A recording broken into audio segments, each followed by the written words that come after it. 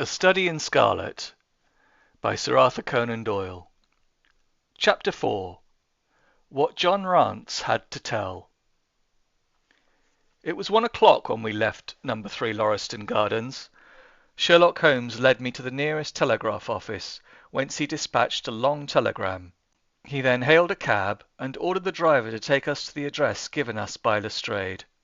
"There is nothing like first-hand evidence," he remarked. "As a matter of fact, my mind is entirely made up upon the case, but still we may as well learn all there is to be learned." "You amaze me, Holmes," said I. "Surely you are not as sure as you pretend to be of all those particulars which you gave?" "There is no room for a mistake," he answered. "The very first thing which I observed on arriving there was that a cab had made 2 ruts with its wheels close to the curb. Now up to last night we have had no rain for a week, so that those wheels which left such a deep impression must have been there during the night. There were the marks of the horses' hoofs, too, the outline of one of which was far more clearly cut than that of the other 3, showing that there had been a new shoe. Since the cab was there after the rain began, and was not there at any time during the morning, I have Gregson's word for that. It follows that it must have been there during the night, and therefore that it brought those 2 individuals to the house." "That seems simple enough," said I, "but how about the other man's height?" "Why, the height of a man, in 9 cases out of 10, can be told from the length of his stride. It's a simple calculation enough, though there is no use in me boring you with figures. I had this fellow's stride both on the clay outside and on the dust within.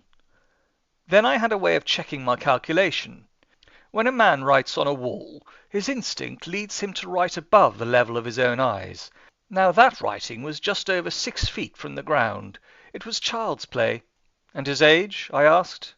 "Well, if a man can stride 4½ feet without the smallest effort, he can't be quite in the sear and yellow." Apologies to the reader, very quick note from the narrator. He can't be quite in the sear and yellow is an old expression meaning he has to be quite healthy in order to stride 4½ feet without the smallest effort. That was the breadth of the puddle in the garden walk which he had evidently walked across.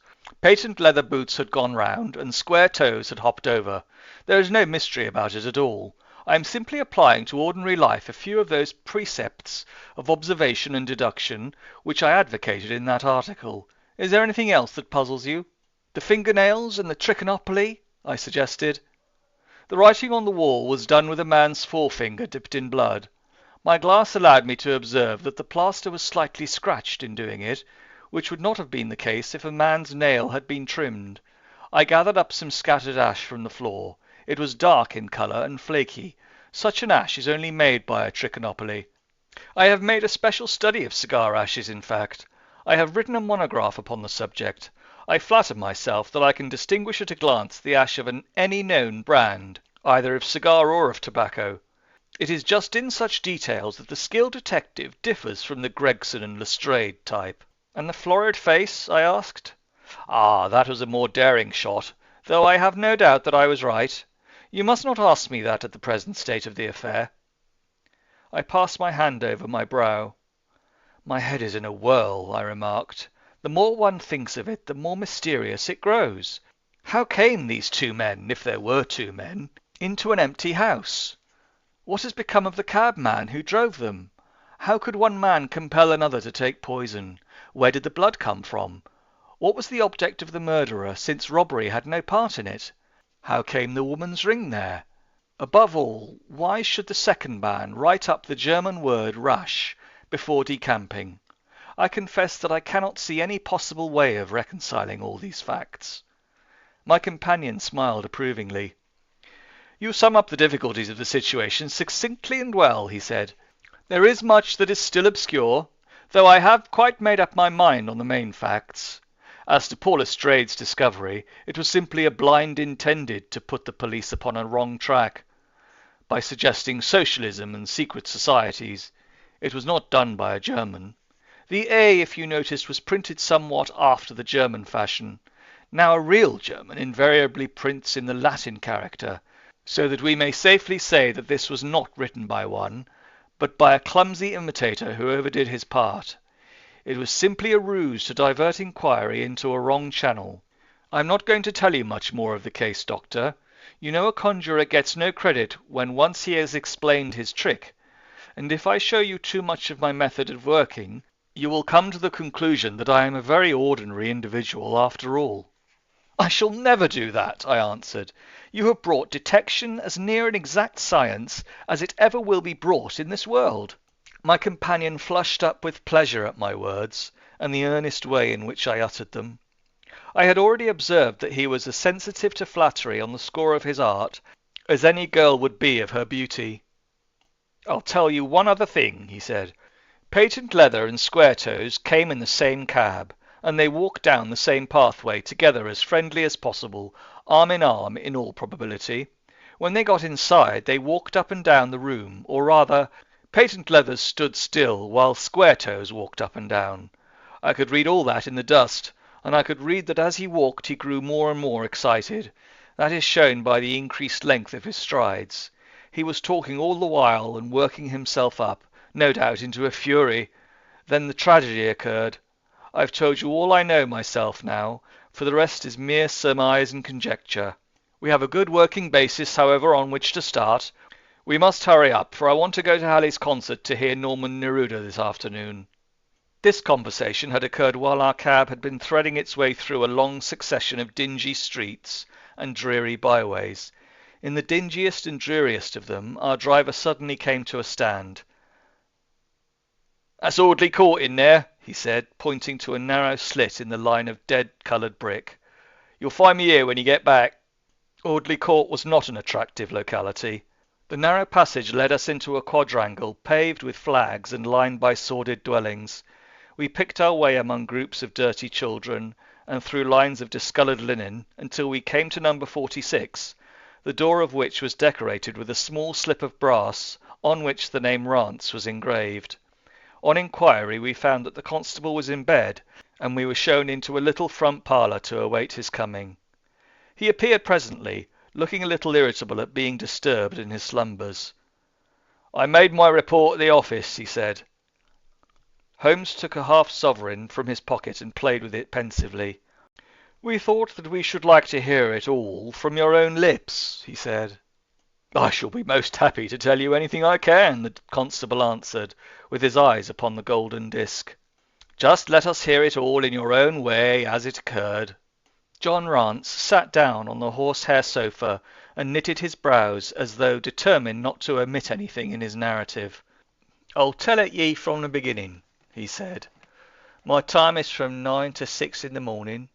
At 11 there was a fight at the White Hart, but bar that all was quiet enough on the beat.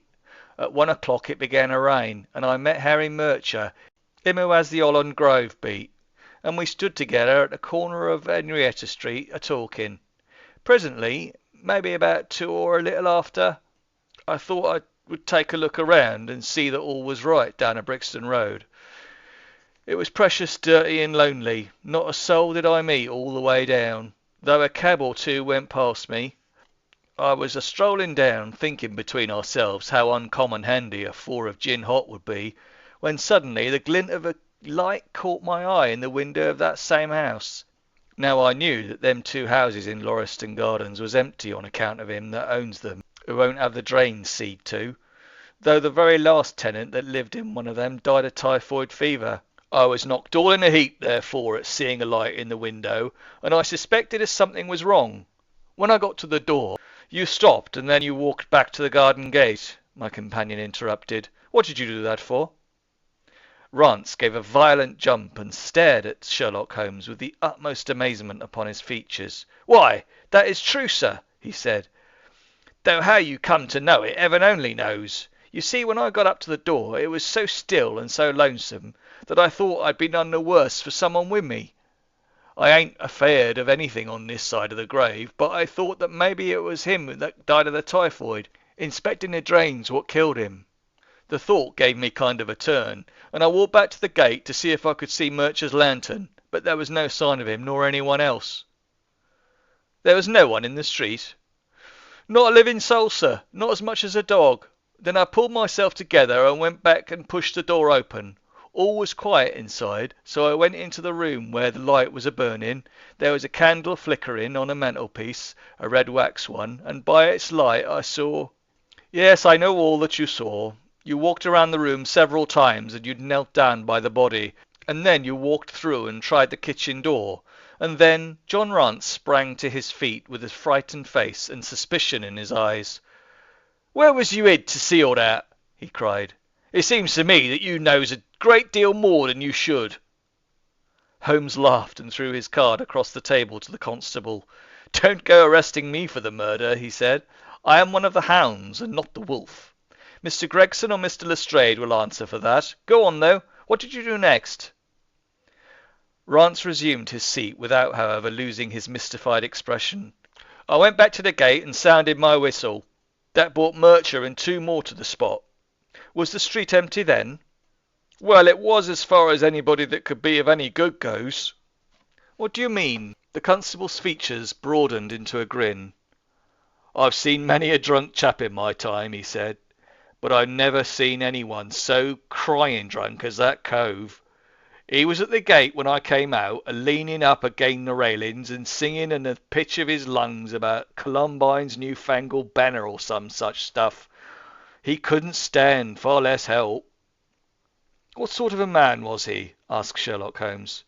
John Rance appeared to be somewhat irritated at this digression. "He was an uncommon drunk sort of man," he said. "He'd have found himself in that situation if he hadn't been so took up." "His face, his dress, didn't you notice them?"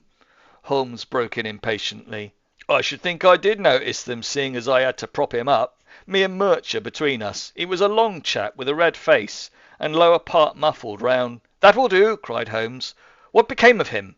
"We didn't have to do without looking after him," said the policeman in an aggrieved voice. "I'll wager he found his way home all right." "How was he dressed?" "A brown overcoat." "He had a whip in his hand?" "A whip? No." "He must have left it behind," muttered my companion. "You didn't happen to see or hear a cab after that?" "No." "There's half a sovereign for you," my companion said, standing up and taking his hat. "I am afraid, Rance, that you will never rise in the force. That head of yours should be for use as well as ornament. You might have gained your sergeant's stripes last night. The man whom you held in your hands is the man who holds the clue of this mystery, and whom we are seeking. There is no use of arguing about it now. I tell you that it is so. Come along, Doctor." We started off for the cab together, leaving our informant incredulous but obviously uncomfortable. "The blundering fool!" Holmes said bitterly as we drove back to our lodgings. "Just to think of his having such an incomparable bit of good luck, and not taking advantage of it." "I'm rather in the dark still. It is true that the description of the man tallies with your idea of the second party in this mystery, but why should he come back to the house after leaving it? That is not the way of criminals." "The ring, man, the ring! That was what he came back for. If we have no other way of catching him, we can always bait our line with the ring. I shall have him, Doctor. I'll lay you 2 to 1 that I have him. I must thank you for it all. I might not have gone but for you, and so have missed the finest study I've ever come across. A study in scarlet, eh? We shouldn't use a little art jargon. There's a little scarlet thread of murder running through the colourless skein of life, and our duty is to unravel it, to isolate it, and to expose every inch of it. And now for lunch, and then for Norman Neruda. Her attack and her bowing are splendid. What's that little thing of Chopin's she plays so magnificently? Tra-la-la, lira-lira-lay." Leaning back in the cab, this amateur bloodhound carolled away like a lark while I meditated upon the many-sidedness of the human mind.